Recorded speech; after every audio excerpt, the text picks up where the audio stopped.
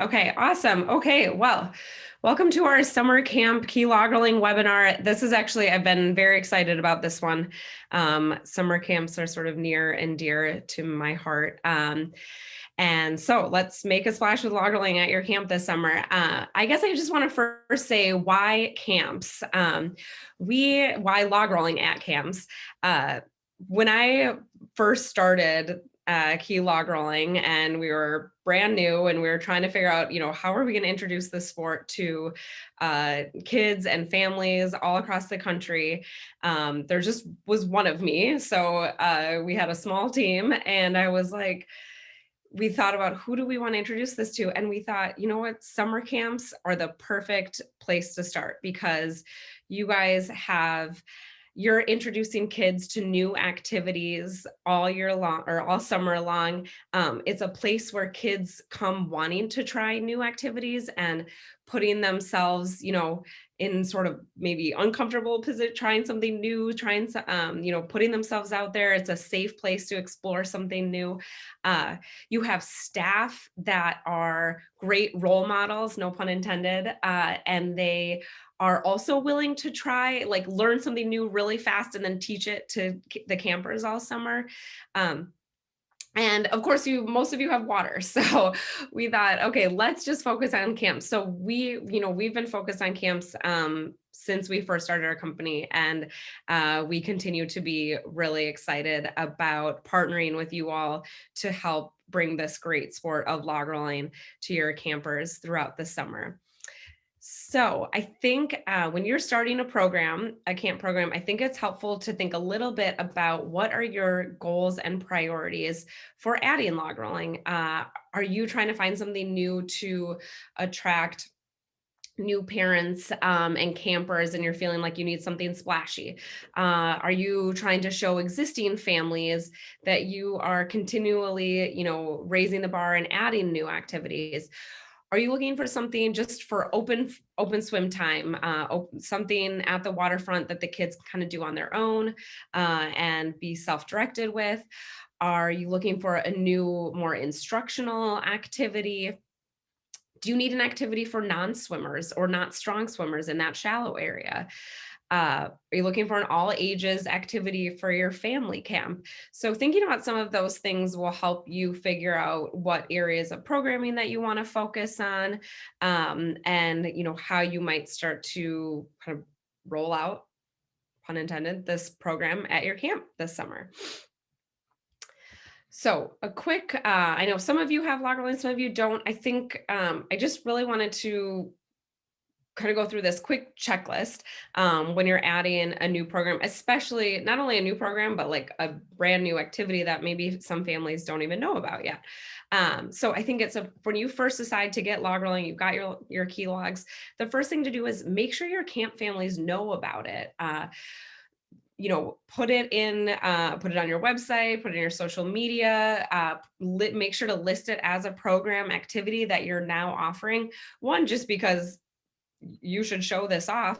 The other thing too is that, you want kids to come to camp thinking, oh, this could be an activity that I might choose for my choice activity, or this is something I might want to pursue this summer. And we do have, stock photos that you can use, if it's your first summer and you want to put some photos up, but you haven't started log rolling yet, we can send you some stock photos, some blurb, a short blurb for like what is log rolling to put on your website. We can send you some videos if you want to send those out to new families to share with them that you have log rolling. The second thing to do, right when you figure out that you're going to start a log rolling program at camp, if you know who your staff is already, or if you've selected your counselors, check with them to see if they might be for your college age staff, check to see if they have log rolling at their universities. We have started I think it's like almost 200 programs at college campuses. So potentially they go to a university where there are key logs at their aquatics facility, and your college age staff could go and familiarize themselves with log rolling before they even get to camp. So you're already kind of now getting them trained up and getting them excited about it before they come to camp. So we have a list of all of the colleges and universities that have key logs. So we can send that to you as well. And if you look at that list and you know that you have counselors that are coming from that area, for that region, see if they might go and give it a try. Um, Come up with a program plan. Like I said, keeping in mind those goals and priorities. And this next part is going to be talking about programming, but I think it's just helpful to come up. Okay, these are the few areas where we really want to, incorporate log rolling into camp this summer. Train your counselors. We'll talk about staff training a little bit later on in the webinar. And then an equipment check. And this is really important, I think, because a lot of times, the staff just gets down to the waterfront. The maintenance staff maybe just like brought the key logs down and they like don't really know what to do with them. So I think it's important to make sure that, at the waterfront, obviously you have your key logs, how to fill the key logs up entirely with water, that your training fins are down there, your staff knows how to put the training fins on, use them, and how to, store and secure your key logs at the waterfront.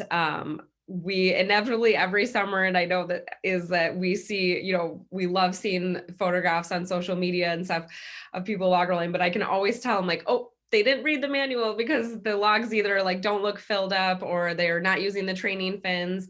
And that those few small checks will really make learning more successful at camp. Because if you don't fill your key log up entirely with water, it's just going to be really challenging to learn. If you're not using your training fins, that's going to be challenging to learn. So just making sure that all of your waterfront staff, the ones that are using it, know about the equipment, know how to use it, and then you will be ready to roll. So with different types of camp programming, there's 3 different kind of buckets of programming. I would say they're just kind of playful programming options, there are instructional programming options, and there are competitive programming options. So with play programming options at camp, these might be more self-directed or camper directed. They, with a really quick intro, the campers can learn how to hold the logs for themselves. They can step up onto the key logs from shallow water themselves. It's very intuitive. So if they get a quick lesson, a lot of times they get the lesson and then they want to go do it themselves. So you can have it be just an open playtime activity, like during open swim or a free choice activity. Another kind of playful thing to do would be to have log rolling if you have like a challenge the director or challenge a counselor type thing at camp. That's a fun kind of playful, okay, like we're just going to go down there and we're going to do a log rolling challenge with each other. A cabin activity, if you do like evening cabin activities, or there's a day where you just do your cabin activity, or if it's like all ages, that could be just more of a, hey, we're just going to go down there and play on the logs a little bit. For more instructional type programming, this is where you're going to want to have a counselor who has, been trained in how to log roll, how to teach log rolling. It's not a, rigorous training or certification, but you want to have counselors leading the activity that have some familiarity with it. So this might be like an instructional period activity. I know like a lot of overnight camps, kids get to choose, maybe they choose their 3 activities for the week. So log rolling might be one of those choice activities that they're going to learn, every day for a set period of time for that whole week, 45 to 75 minutes or whatever your, program periods are. Log rolling can just fit right into that.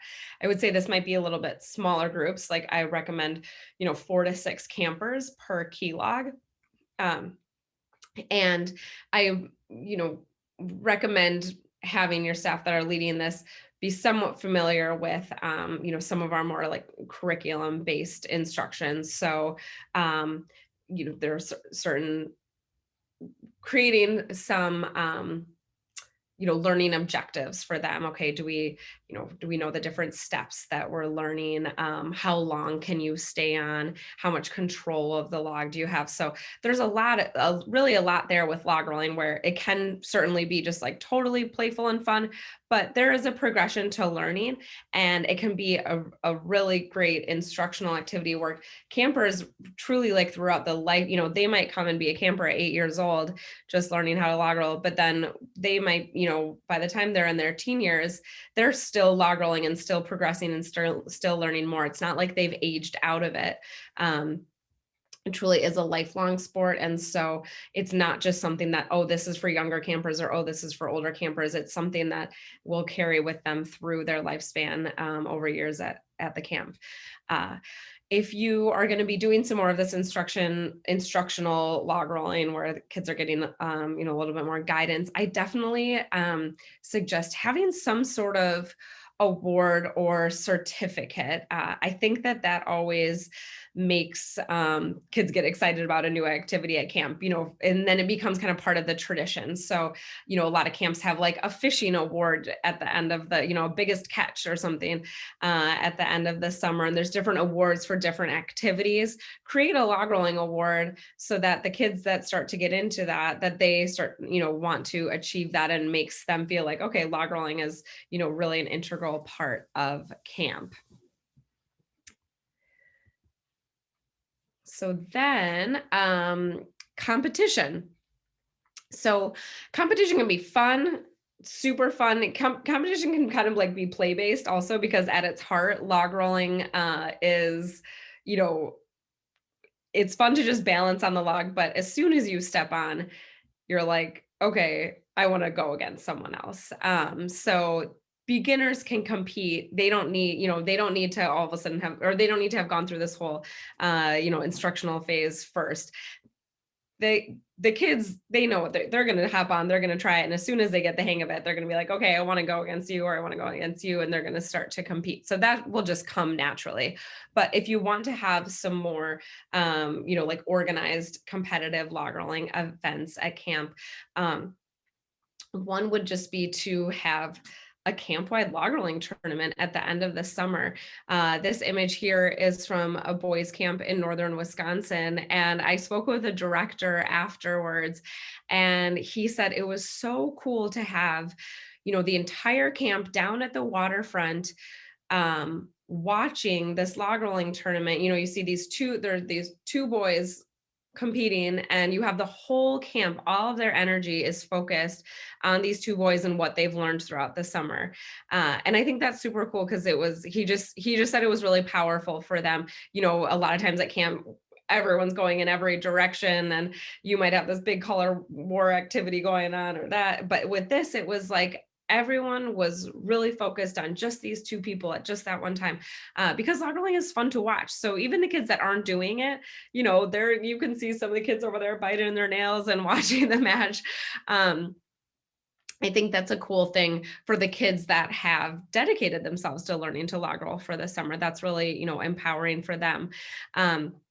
So to do a camp-wide log rolling tournament, there's a bunch of different ways you could do it. You could literally just like have anyone that wants to sign up for it can sign up for it. If you have a lot of campers that want to sign up for it, you could, break it down into different age groups.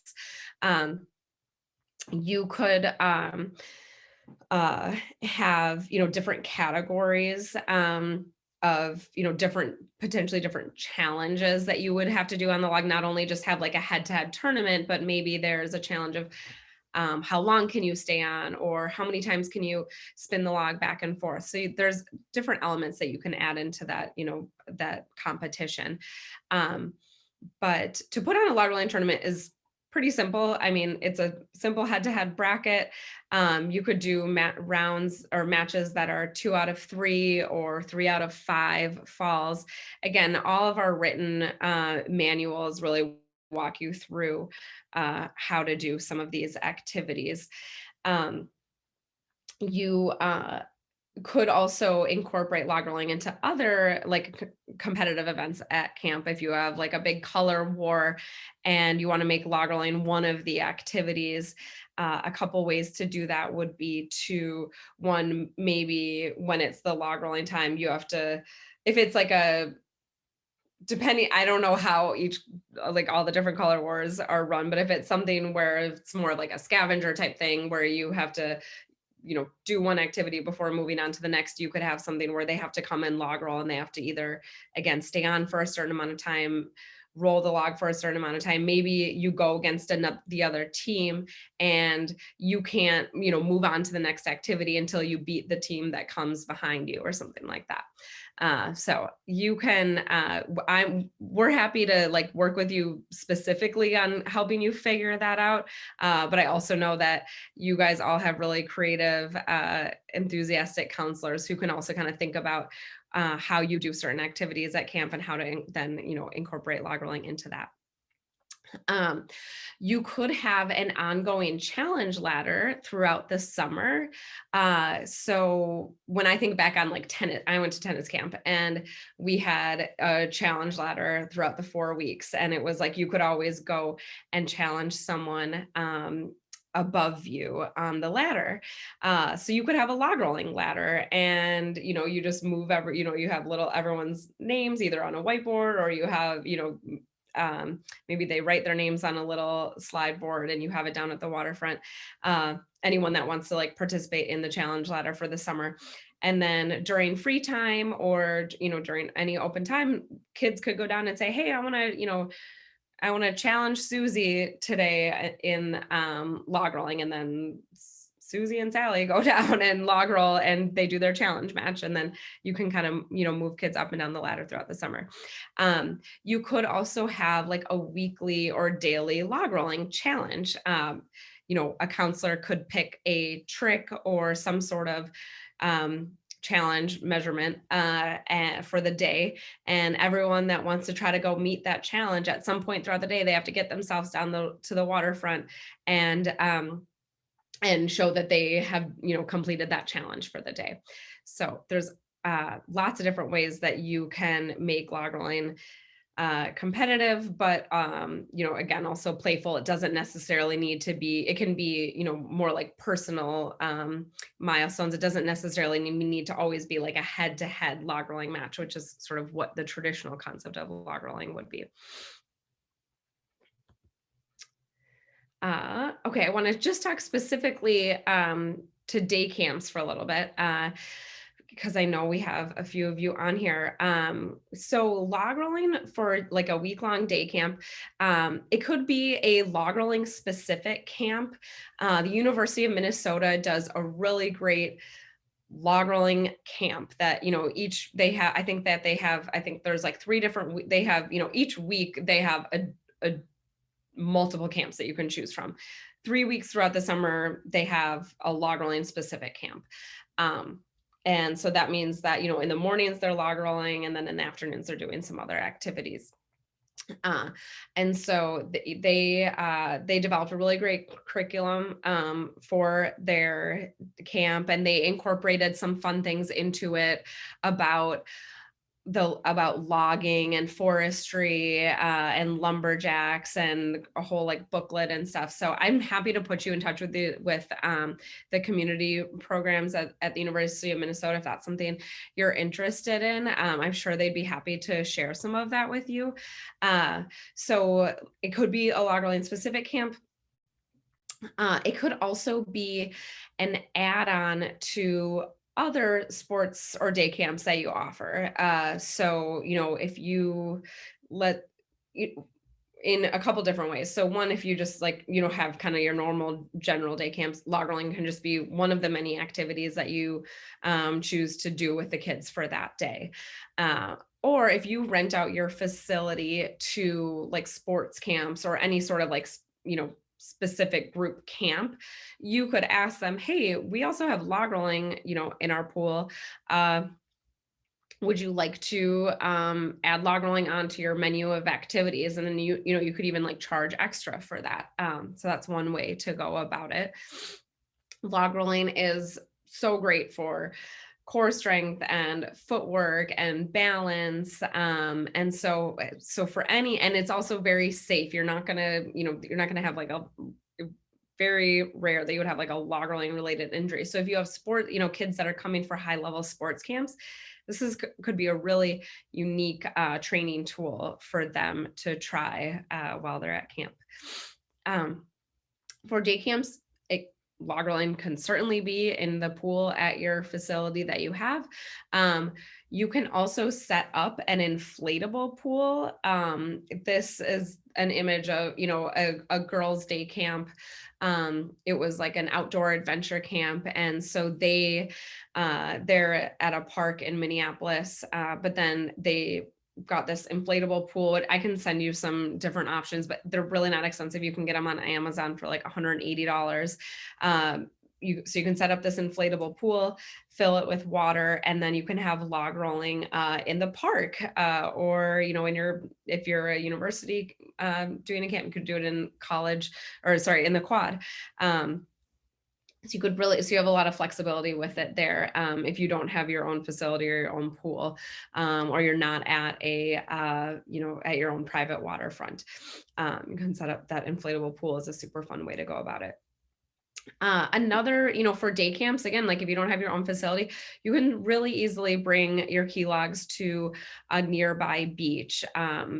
You can just strap them to the roof of your 10-passenger van and bring, just make sure that you have something to fill the key logs up if it's a beach or something.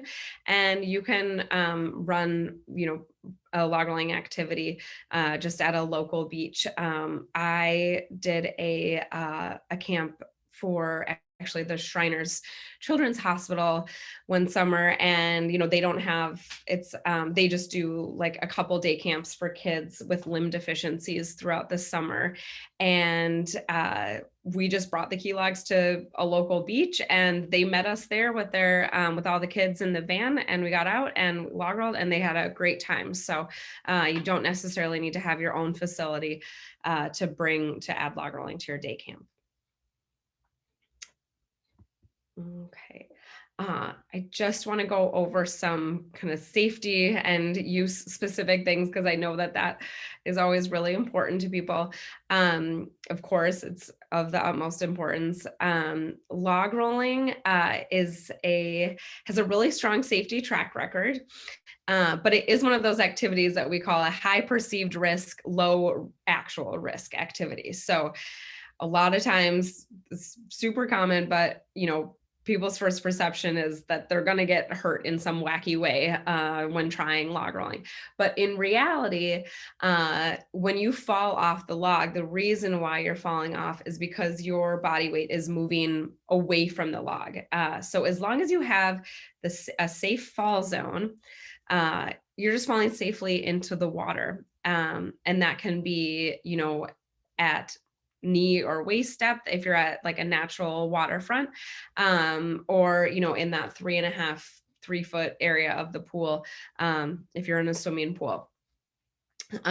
It's actually only once you start to get a little bit better at log rolling that you fall a little bit closer to the log, where you might kind of like graze your shin on the way down or fall on your bottom on the way down, because you have a little bit more control of your body. You're trying to keep your core over the log. But again, when you're first learning, if you're falling off, it's usually because you just can't keep control of your core and you're just falling back into the water. But the biggest thing, but you do have to, before you get the kids all ready, make sure, one, absolutely no diving in shallow water. And that's the case with any shallow water activity, whether you're just on the side of the pool. You have to really specifically try to dive off the log when you're log rolling. It's more naturally, you're going to just fall feet first. So one, of course, being very specific about no diving off the log, no pushing each other with the kids, no, there's a center line in log rolling, and you're not supposed to step on or cross the center line. You're also not supposed to touch your opponent. So that's part of the sport, but also part of the safety. Just, pools, this isn't as big of a deal, but like at a, a natural waterfront, just make sure the area that you're log rolling is free from any underwater obstructions. Make sure that, any big rocks and boulders are out of the way. Make sure you're, a safe distance from the dock. And then the biggest thing is just making sure that the other participants, other kids, are waiting at either end of the log, that they're not, standing in front of the log rollers, that they're giving the campers that are log rolling plenty of space.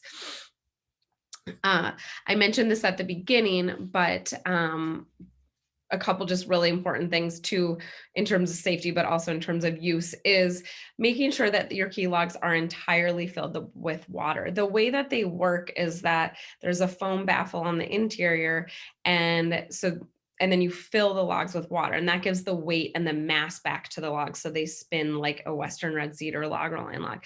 If you were just to put an empty key log in the water without filling it, it would just sit right up on top of the water, and it would be so buoyant that it would just be so difficult to stand on, and it would spin so fast that you wouldn't be able to do it. And so I think that sometimes happens when people are like, we can't figure this out, we can't do it. Well, sometimes it's that you haven't filled up your key log entirely with water. And we have some videos to show you. You just need to make sure open up both fill ports, either fill it with a hose or a funnel and a bucket. And as soon as you see the water overflowing out of the fill port, then you put the cap back on to make sure it's watertight. The training fins, that's another really important thing to start out with. You start with 3, one on either end and one in the center. Make sure that they're nice and tight, so that they're actually tight around the log, and they are creating that resistance and stabilization. If you just sort of slide them on without actually fastening them tight around the log, the key log will just spin, in the training fin, and the training fin won't really be spinning like with the log. And so it's I always recommend for really little kids, for smaller, younger kids, you might maybe start with 2 or even 1, because they're so little, they don't even make the log spin at all. And so, for them, actually, it's like almost like more work to get the log to spin if there are 3 training fins on. But with those kids that are in, 8, 9, 10 years old, for sure teenagers, start with 3, just so that they can get their balance set, they can get their footwork, they can get the correct stance and step and everything. And then you can start to remove the training fins one by one for more challenge.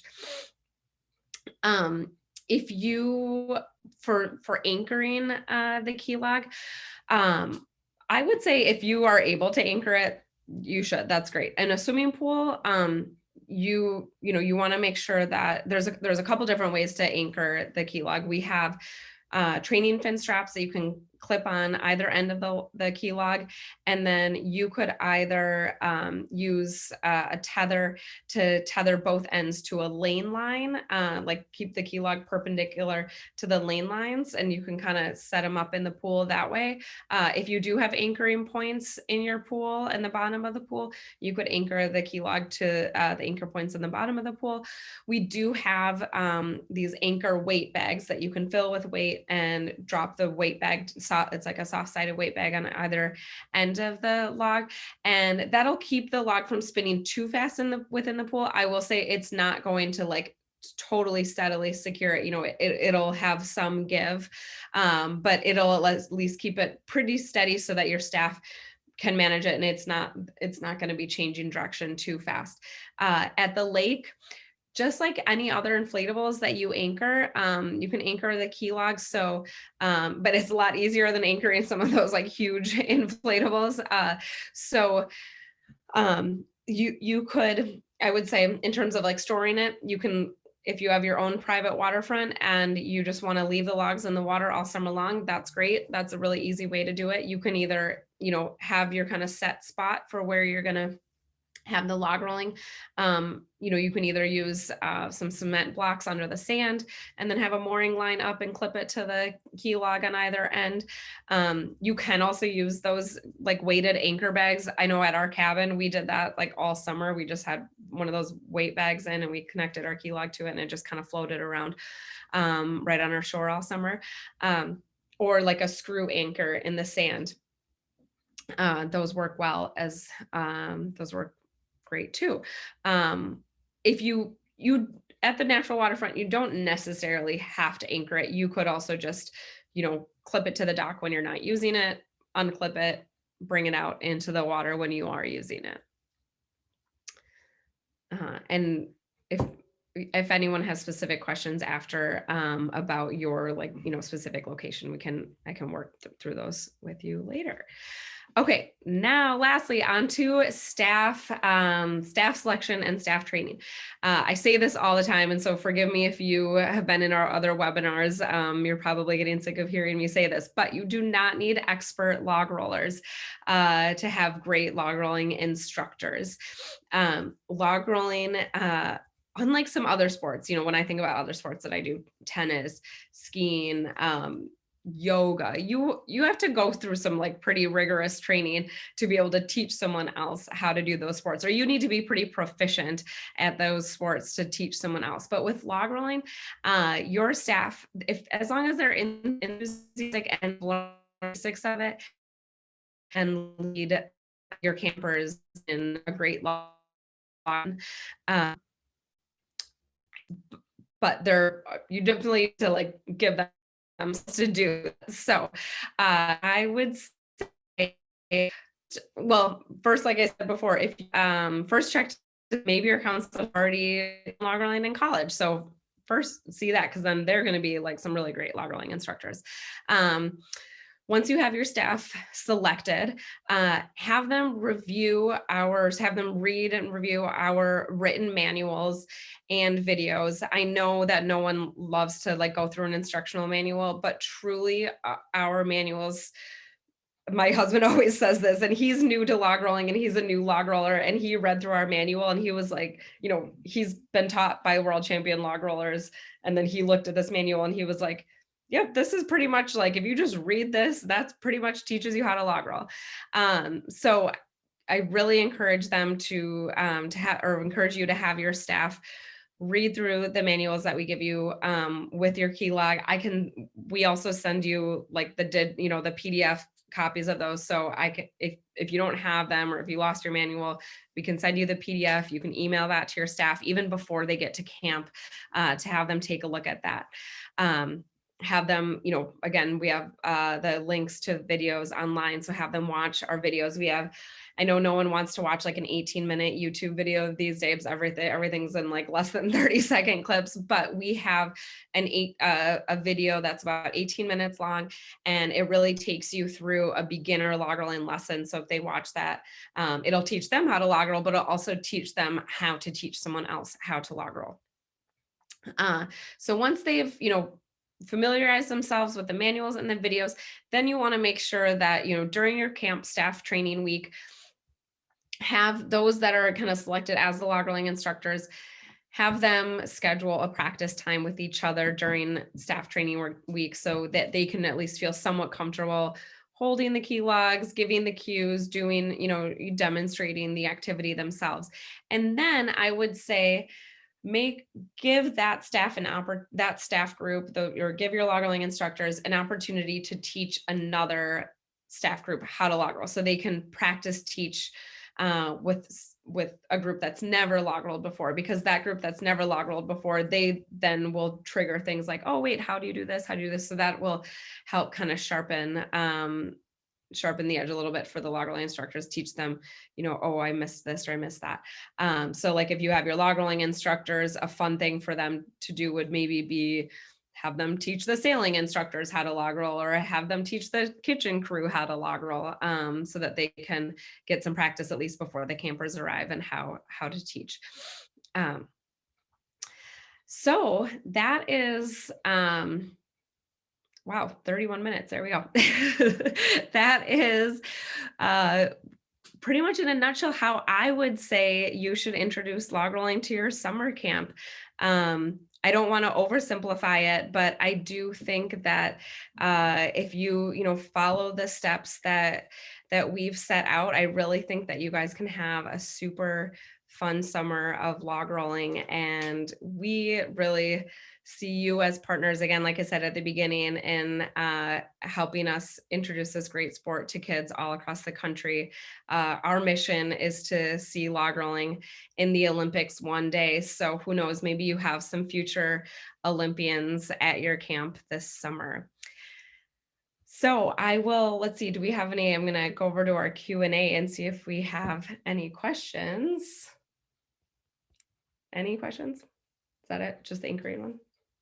Cool. Okay. I either did a really good job or didn't cover enough. Okay. Good question. We just had a question about the best size for the inflatable pool. The key log is 11 feet 8 inches in length. Here, get my full screen here. The key log is 11 feet 8 inches in length. So that the pool that I would recommend that you can usually find on like Amazon or Walmart. I think last year they were kind of hard to find because I know a lot of people were looking for pools for their home. I know that they have like a 15-foot version that's 15 feet in diameter, and that works great. I think that there is also an 18-foot version. Really, you just need enough space for the key log in the pool, and then like one instructor to be able to stand at one end. Those Intex pools, they do come in different depths.